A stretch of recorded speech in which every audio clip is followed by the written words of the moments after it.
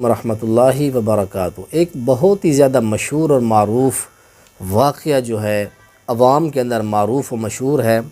تو ایک سوال ہے، ہمارے بھائی محمد رانا سلیم صاحب کلور کوٹ سے سوال پوچھتے ہیں کہ مفتی صاحب یہ بتائیں کہ یہ جو واقعہ مشہور ہے کہ ایک عورت تھی بڑھیا، اللہ کے نبی علیہ السلام کے اوپر وہ کوڑا ڈالتی تھی، کچرا ڈالتی تھی، یہ واقعہ کس کتاب کے اندر آتا ہے اور اس کی سندی حیثیت کیا ہے؟ تو محترم رانا محمد سلیم صاحب اور دیگر دیکھنے والے ناظرین کرام، یہ جو واقعہ ہے کہ حضور علیہ السلام کی ذات کے اوپر، آپ کے اوپر ایک خاتون جو ہے وہ کچرا ڈالا کرتی تھی، تو معاذ اللہ الیاذ باللہ ایسا کوئی واقعہ بھی صحیح جو ہے معتبر کتاب کے اندر ایسا کوئی واقعہ نہیں ہے، کسی معتبر کتاب کے اندر بھی یہ واقعہ نہیں ہے، اور اسی طرح کسی ضعیف روایت کے اندر بھی یہ واقعہ نہیں ہے کہ ضعیف روایت کے اندر اور وہ کتاب اور وہ صفحہ بتا دیا جائے۔ یہ انتہائی جھوٹا ترین واقعہ